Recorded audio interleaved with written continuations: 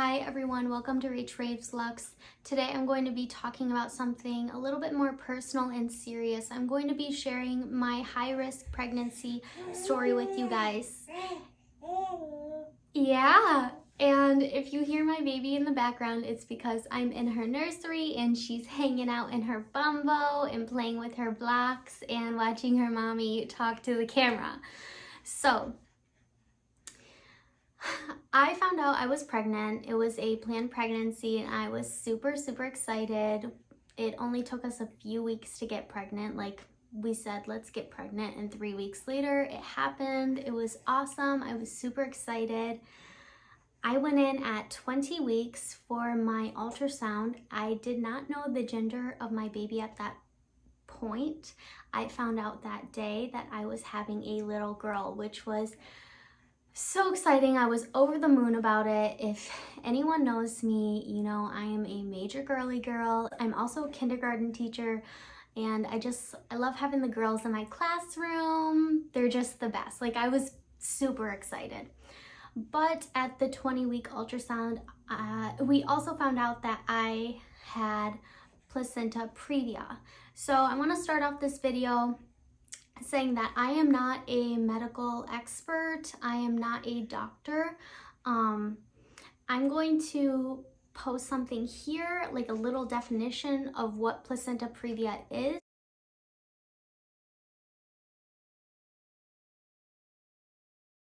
This is just me sharing my experience.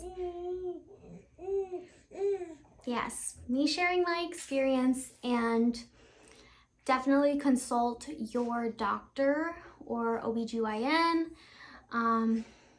with any sort of questions on what this is. The sonographer, I think that's what they call them, the ultrasound lady, she told me, you know, you might have a C-section, you might have to go in earlier and have your baby. And so I knew that was a thing. But when I talked to my doctor a couple of weeks later at another follow-up appointment, my doctor was like, don't worry, a lot of people's Placenta Previa goes away. And I was like, awesome, I'm not gonna worry about it. I knew that I was going to have another ultrasound in my 3rd trimester. So usually if you aren't high risk having twins or are a little bit older, you don't get another ultrasound after 20 weeks. I was kind of excited because I knew this was just another opportunity for me to see my little baby in my belly and see her grow. So at almost 31 weeks, I went into the ultrasound technician office again, and I got another ultrasound. They said it looked like my placenta had moved up. So my placenta was like down in the way. So it looked like my placenta had moved up and I was good to go. So I literally had my clothes on. I was ready to leave the hospital, and she was like, the sonographer was like, oh, you know what? I need to do a vaginal ultrasound on you just in case. I almost forgot. And I was like, okay, like I'm just gonna do it. Like, I was kind of annoyed, but I knew if she was telling me I needed to get this done, I should probably do it. So I'm really happy I did, because that's when the complications really came in and it was quite scary. So all throughout the first ultrasound, when she was checking out the baby with the ultrasound on my belly, she was really positive, really nice, sharing everything, going over each little piece. And when she went in for the vaginal ultrasound, I knew something was up because she was super quiet. My husband was with me and we were like, is everything okay? And she was like, I'm just going to have the doctor take a look at this. So she left, I got dressed, and a doctor came in, someone I didn't know. The hospital I went to is pretty big, so there are tons of doctors there. baby doctors of all sorts. And she introduced herself and let me know she was the high risk doctor, and that though my placenta previa had gone away and my placenta had moved upwards to where it needed to go, they found out that I had Vasa Previa. So, like I said, I'm not a doctor. I'm going to explain this in the way that I understood it best, but I'll also add a little definition here on the screen. Basically, my baby's umbilical cord was, here's my uterus, here's my baby's head, and the umbilical cord was like in between it. So if she pushed at all, or if I went into labor at all, early labor, she would break the umbilical cord, and that's where all of her blood lives in, and she would die within a few minutes. So that was very scary. The high-risk doctor explained what I had, and she seemed kind of frantic. She was saying a lot of things all at once, and you guys know, if you've ever had to be in such a situation where you get bad news, things just kind of like stop and you're freaking out. Like, I was freaking out in my head. She is telling me like I'm going to have to get hospitalized before I'm having this baby early. I don't know when any of this is happening. This is very dangerous. I need to get on the phone immediately with my doctor and talk to her about it so that we can make up a plan. And I was like, oh my God, what's happening? Like, I'm getting a C-section. Is this happening tomorrow? Is this happening in a month from now? Like, how early are we talking about? I'm so scared. I don't even understand really what I have, because this is the first time that this has ever been brought up.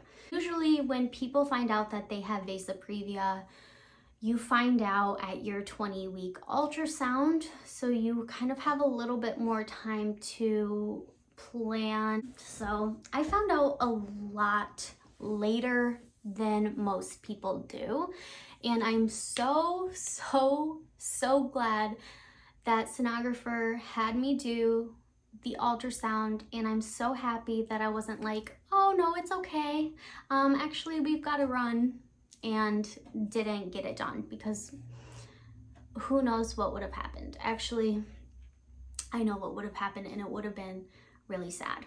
After receiving this news from the high-risk doctor, I called my doctor immediately, and she got back to me, I think the next day after she received the lab results and we're able to go over everything. And she let me know, yeah, this is a serious thing. I'm so sorry this has happened to you. And I got this news maybe like a week before Christmas. So she was really nice and let me stay home for Christmas, but basically that Monday I needed to go into labor and delivery and get admitted into the hospital for my Vasa Previa. She let me know that I was going to have my baby probably around 36 weeks. So if you have Vasa Previa, they suggest having a C-section between 34 and 37 weeks. Okay, a little a little break here. I have baby. Anyway, so they wanted me to come in and spend so much time in the hospital because basically if I showed any signs of early labor or started bleeding, even though I lived only 15 minutes away from the hospital, it wouldn't be enough time to come in and get an emergency C-section or drive there and get an emergency C-section. I needed to be as close as I possibly could to an operating room in case I did start bleeding, because they only had a few minutes to try to save baby's life. So that's obviously very scary. And at the time I was feeling like I did not go through all of this work and do all of this to my body and get this far to lose this little baby. I got admitted around 32 weeks. So I'm gonna talk about the hospital life now and the process of getting admitted, because it's a weird and crazy thing. Like, labor and delivery is crazy. When I got there, I had all my stuff with me, like, okay, I'm gonna spend the next month here in the hospital. And I also was planning on teaching from the hospital. Because of the pandemic, I was still teaching virtually, and it was great because it gave me the opportunity to continue teaching virtually just at the hospital. I was going to have my own private room. When I got there though, they bring you into labor and delivery, and they check you out. They put the little monitor, heart monitor on your belly. They do all of these other little checks, and I was basically in this tiny little curtained room, like a fake curtain room around myself. So I got a little nervous. Is this my room? Is this like little curtain my room? I was seriously looking around the room like, okay, where can I teach? Like, this is gonna be nuts. This is going to be seriously crazy. But thank God that was not my room. That's basically just the check-in. But as a first-time mom, you just don't know. You don't know. After I got checked in from labor and delivery, they brought me into the antepartum area, which is where they keep their high-risk patients that aren't ready to deliver. And it's a pretty quiet area. Because of COVID, I was not allowed any visitors except for my birthing partner, which was, of course, my husband. And there were strict hours, visiting hours, as to when he could come and see me. So I was super isolated and super alone. Those first 2 days of being put into antepartum, they do a lot of like little tests on you, a lot of monitoring. It's crazy. Hold on, I just need a little baby snuggle. Baby snuggle. Love you, little baby. By the way, she was so worth it.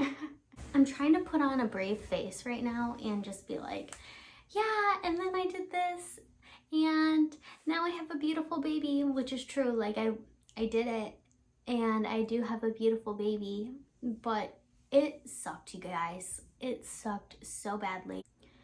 And there were just people always coming in and out of the room that you didn't know, like people to clean the room, or people bringing you icky hospital food, or drawing blood, or the nurses putting you on the little heart monitor, which I have a video of. I'll post it here. So that's something I did have to do every day, twice a day. And sometimes it would take 20 minutes, sometimes it would take 2 hours. It all just depended on how the baby was behaving in my belly and if she was doing enough heart acceleration. It was a crazy time, and it was a really, really lonely time for me. I was super depressed. I was gaining weight, as one does while they're pregnant, but I was definitely gaining additional weight because I was sitting in a tiny room by myself. I wasn't allowed to really walk the halls. Some people would allow it, some people wouldn't. I saw PT once a week, so I only saw her like 3 times, but she did give me exercise bands to, you know, exercise my muscles in the way that I could. I wasn't allowed to do squats. I was supposed to be like walking 5,000 steps a day, but I don't know how that's possible when you're sitting in a room. One thing that did keep me sane was the fact that I did teach virtually during all of that. So I had my little projector and my laptops and all my schoolwork all set up at the little food table that you use to eat your meals, and I would teach during the day. Yeah, yeah, it was a really weird and wild time in my life. And if you ever have to go through anything like this, ever be in the hospital for an extended amount of time, or have a high-risk pregnancy where you just really don't know what's going to happen, know you're not alone. And I completely understand. If you want, you can shoot me a comment or send me a message, and I'd love to talk to you and brighten your day, because when you are in, or at least when I was in the hospital, my mindset and emotions were low. Like, I was feeling so low, you guys. You know, some doctors would be positive and other ones were trying to prepare you for the worst, and we're being realistic, which I appreciate, like, both sides, but it's so scary. You don't know what's going to happen. So the plan was that I was going to have her at 36 weeks. That's what the doctors at my hospital prefer. But something in my gut was telling me, no, maybe it was the fact that I was in the hospital already for so long and wanted to leave. Maybe it was the fear of losing this baby after putting in so much of my time, my love, my effort, and my own mental state. I didn't want to lose this little girl.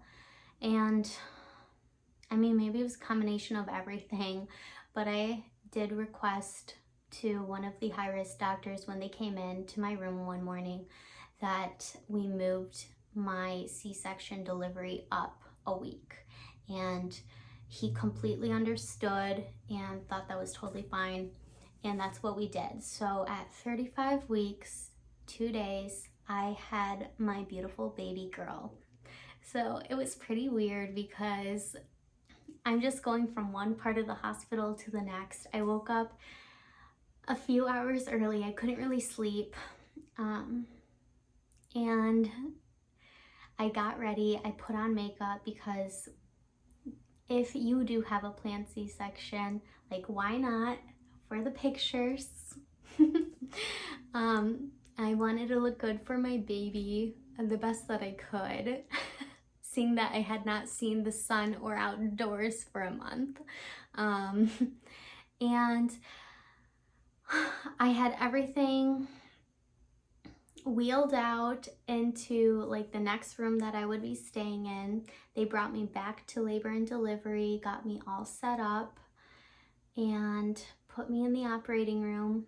Man, I will tell you, that was one of the most surreal experiences I've ever had in my life. Walking into a room and just seeing hundreds of, like, shiny, sharp, scary tools all laid out on a sterile silver table. When I saw that, I almost turned around and was like, I'm gonna go. I think I'm in the wrong room. But no, that's not an option. I was definitely scared at that point, but you just have to, there's no going back at that point. So yeah, it was really nice because there was one nurse who actually held my hand during the spinal and walked me through everything. There were so many people in the operating room, and they were all communicating with each other and talking and making sure everything was going well. And my anesthesiologist was, like, showing another person, like, how to do a spinal, and there was just, like, a lot of things going on. So having that one person to, like, squeeze my hand and walk me through everything, and she even, like, I felt like it was in a yoga class for a little bit of it, because she was really walking me through almost like a meditation at one point, which was so helpful. Because when I was doing the spinal, and at the very beginning of the C-section, my husband was not allowed in the room. So just having someone there, even though I didn't know her, I felt like I did know her. And yes, if any hospitals ever watch this, or any medical professionals ever watch this, and you guys don't have someone like that at your hospital, I highly recommend it. Anyway, so my husband came in, and there's like a lot of like pushing and pulling, and then a lot of pressure on your chest. And voila, there's like a freaking baby. And it was crazy. And she was so beautiful and so adorable. And I was in shock as to how gorgeous she was. And they stitched me right on up, and they were taking care of her. And we got to take a little picture with her.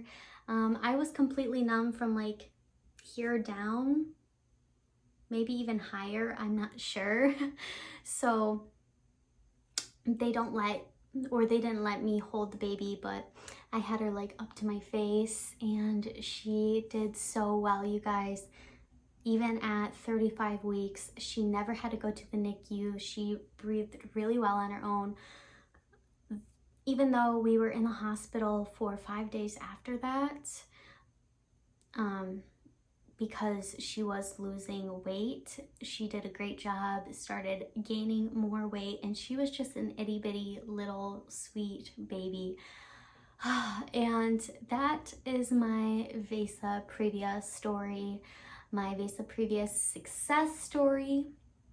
I want to let you guys know that if you find out that you have Vasa Previa or Placenta Previa, the fact that they found it before delivery means that your outcome is so much brighter. So even though it may seem scary right now, it really is a blessing in the end. And this is the best case scenario given the situation. So it's hard at the beginning, and if you're someone with a high-risk pregnancy or have Vasa Previa or Placenta Previa like I did, no, you're not alone, and you've got this. It's so difficult. Probably one of the hardest things that I've ever had to go through, especially given the pandemic and being in isolation for so long. But all in all, it's going to be so worth it, and you're going to love your little love bug, just like I love my little love bug. And yeah, that's my Vasa Previa story. Well, my Placenta Previa that turned into Vasa Previa story. I really hope that this shone a light on high-risk pregnancies, Vasa Previa. I know it's not super common. So if you know someone going through a high-risk pregnancy or has to go to the hospital for any reason, I highly, highly recommend reaching out to that person, sending them love, send them a card, flowers, FaceTime them, let them know that they are loved and that you are thinking of them, because that is seriously, they're doing the best job and the hardest job ever. So yeah, that's my story, and I hope you guys enjoyed. Leave a comment down below if you are going through something like this, or you know someone who's going through something like this and you need some advice, or just a little bit of support and encouragement from someone else who's gone through this as well. Sending you all lots of love. Bye.